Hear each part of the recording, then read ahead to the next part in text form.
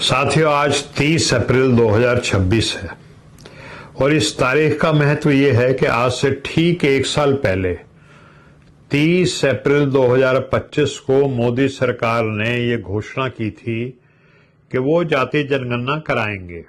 इसके पीछे की कहानी बड़ी लंबी है। आप जानते हैं कि मोदी सरकार संघ पोषित सरकार है।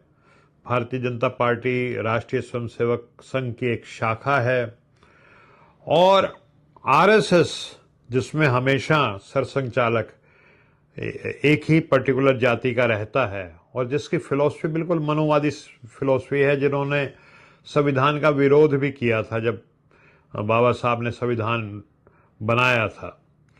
तो आरएसएस की फिलॉसफी ये है कि इस देश का धन, दौलत, संपत्ति, मान सम्मान, पद और इस देश में जो ताकत है, शक्ति है निर्णय लेने वाली, वो सारी की सारी चंद मुट्ठी भर जाति के, चंद मुट्ठी भर मनुवादी सोच के लोगों के पास रहे।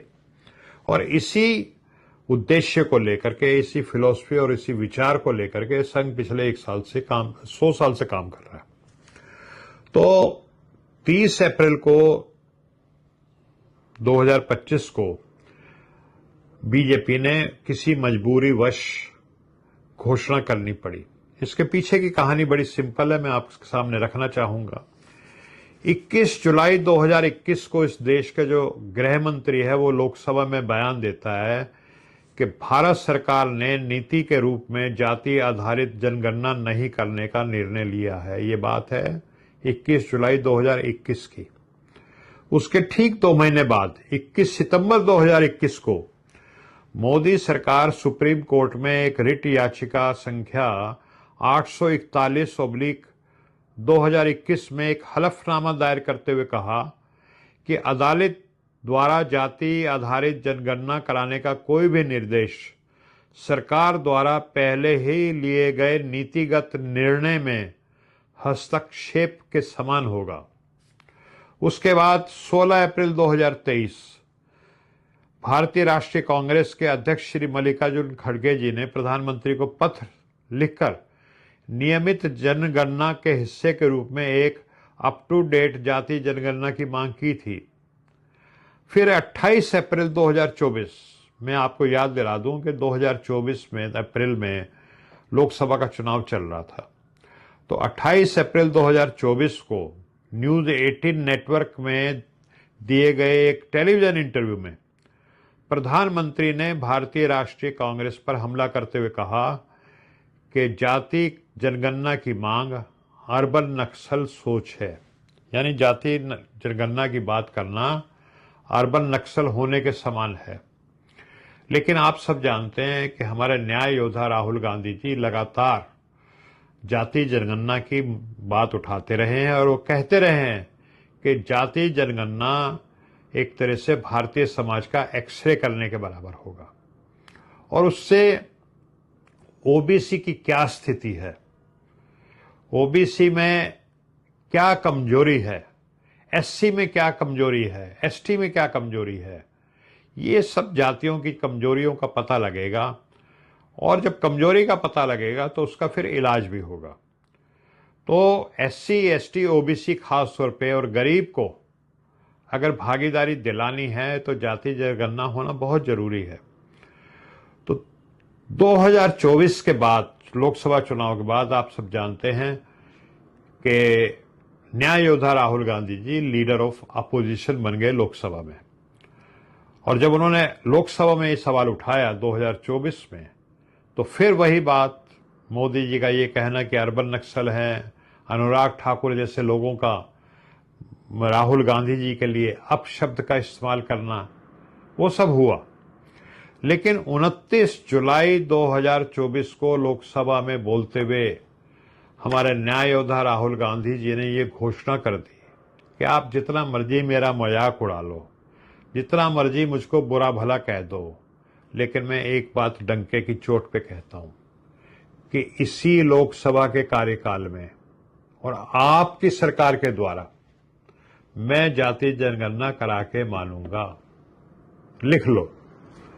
और जो बात न्याय योद्धा राहुल गांधी जी कहते हो तो कभी गलत जाते नहीं। आपने देखा कोरोना में, नोटबंदी में जो बात उन्होंने कही वो सही साबित हुई। और वही बात सही 9 महीने बाद 30 अप्रैल 2025 को मोदी जी को घोषणा करनी पड़ी, जो जन दबाव बना, जो पूरे देश के लोगों में था कि जाति जनगणना करो। लेकिन उसके बावजूद, उसके बाद भी मोदी जी इस काम में चाह रहे हैं कि ये बात टल जाए, किसी तरह मैं इससे बच जाऊं। पिछले दिनों एक क्वेश्चनर आया जिसमें 33 प्रश्न थे, जिसमें 12वें नंबर पे पूछा गया था क्या ये घर एससी से बिलोंग करता है, एसटी से बिलोंग करता है या ओब्लिक अदर्स। उसमें ओबीसी का जिक्र नहीं किया। तो हमें लगातार इस बात का शंका हो गई कि मोदी जी ने एक बार घोषणा करने के बाद कोई ठोस कदम, जैसे लोगों को बुला करके पूछना कि जो जाति जनगणना का क्वेश्चनर बने उसमें क्या डाला जाए, किस तरह के प्रश्न हो, ऐसी कोई बात नहीं की है जिससे उनकी गंभीरता जाति जनगणना के प्रति नजर आए। तो आज चूंकि उनकी घोषणा को सही 1 साल हो गए हैं, हम ये सवाल दोबारा से उठा रहे हैं कि मोदी जी, क्या आप जाति जनगणना कराने से डरते हैं? क्या आपको डर है कि जाति जनगणना हो गई तो इस देश के जो 85% दलित हैं, आदिवासी हैं, ओबीसी हैं, वो उनके सामने आपकी पोल पट्टी खुल जाएगी? उनको पता लग जाएगा कि कैसे आप चंद मनुवादी लोगों को इस देश का सारा धन दौलत, इस देश की सारी ताकत उनको लुटा चुके हैं। आप पिछले दिनों भी अंडमान निकोबार में आपने देखा। तो सारा का सारा धन दौलत जब से मोदी सरकार आई है पिछले 11-12 साल में, चंद मुट्ठी भर लोगों की जेबों में जा रहा है। और जो इस देश का दलित है, ओबीसी है, इस देश का जो आदिवासी है, जो ईडब्ल्यूएस है, उसको सत्ता की शक्ति से, उसके संरचना से, जो पावर स्ट्रक्चर है, उसको दूध में से जैसे मक्खी को निकाल के बाहर फेंक देते हैं, हमारा वो हाल कर रखा है।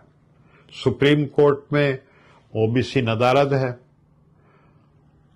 आप फॉर्च्यून 500 कंपनी उठा करके देख लें, वहां हमारे ओबीसी के, दलित के, आदिवासी की बड़ी कंपनियां नहीं हैं।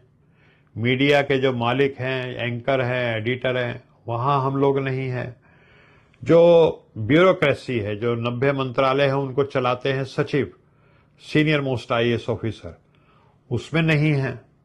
जो मोदी जी का खुद का प्रधानमंत्री कार्यालय, और मोदी जी खुद को छाती ठोक ठोक के कहते हैं क्या कि मैं ओबीसी हूं, और उनके अपने निजी प्रधानमंत्री कार्यालय में भी ओबीसी जो है वो नदारद हैं, जहां पे निर्णय लिए जाते हैं। तो लगातार मोदी जी इस देश की धन दौलत, इस देश की ताकत, जो डिसीजन पावर है, जो पावर स्ट्रक्चर है, उसमें लगातार मनुवादियों को भर रहे हैं और ओबीसी, एससी, एसटी को दूध में मक्खी निकाल करके फेंक रहे हैं। तो मैं आज फिर मोदी जी को याद दिलाता हूं कि मोदी जी, ये कब तक आपकी जुमलेबाजी चलेगी? ये देश आपकी जुमलेबाजी से तंग आ चुका है। सही तरह से जैसे तेलंगाना में कांग्रेस सरकार ने एक आदर्श वैज्ञानिक जाति जनगणना कराई, तो आप इस देश में वैज्ञानिक जाति जनगणना कराएं। उसके आंकड़े, आज कंप्यूटर का युग है, खटाखट फटाफट आर्टिफिशियल इंटेलिजेंस का इस्तेमाल करें, टेक्नोलॉजी का इस्तेमाल करें, और उसके आंकड़े आएंगे। और उसके आंकड़े के आधार पे जो आप महिला का मैं बहुत खैर ख्वाह हूं, अगर वो करना चाहते हैं तो जो ओबीसी, एससी, एसटी के आंकड़े आए, तो हमारी ओबीसी की बहनों को, हमारी एससी, एसटी की बहनों को भी उसी जनसंख्या की आबादी के अनुपात में महिला आरक्षण में आप जगह दीजिए। ये हमारी दरख्वास्त है। और जो भी इस देश के संसाधन हैं, उसमें जितनी आबादी उतना हक ओबीसी को, दलित को, आदिवासी को, गरीब को इस देश के संसाधनों में हिस्सेदारी दीजिए। ये देश केवल अदानी और अंबानी का नहीं है कि सब कुछ तिजोरी उन्हीं पे लुटा दी जाए। ये देश कंगना का या हेमा मालिनी जी का या स्मृति ईरानी जी का, सिर्फ इनका भी नहीं है। हमारी ओबीसी की माताएं, बहनें, वो भी संसद की सदस्य बने, विधानसभा की सदस्य बने।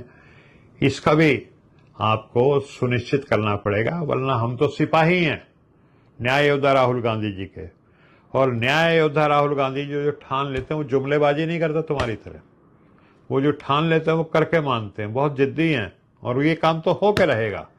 आप कर देंगे तो अच्छा है, आपका नाम हो जाएगा, नहीं तो बहुत जल्दी आपकी सरकार जाने वाली है। आज चली जाए, कल चली जाए, और जैसे ही आपकी सरकार जाएगी, इस देश के न्याय योद्धा राहुल गांधी जी बनेंगे प्रधानमंत्री, तो ये काम हो जाएगा। इसको आप टाल नहीं सकते, ना आरएसएस टाल सकती, ना आप टाल सकते। जाति जनगणना होके रहेगी। पता लगेगा कि कौन इस देश का माल खाया है, कौन लूट के ले गया है, ये भी, जो भी इसका लुटेरा है उसका भी पता लगेगा, और इस देश में न्याय का राज कायम होगा। जितनी आबादी उतना हक। जय संविधान, जय हिंद।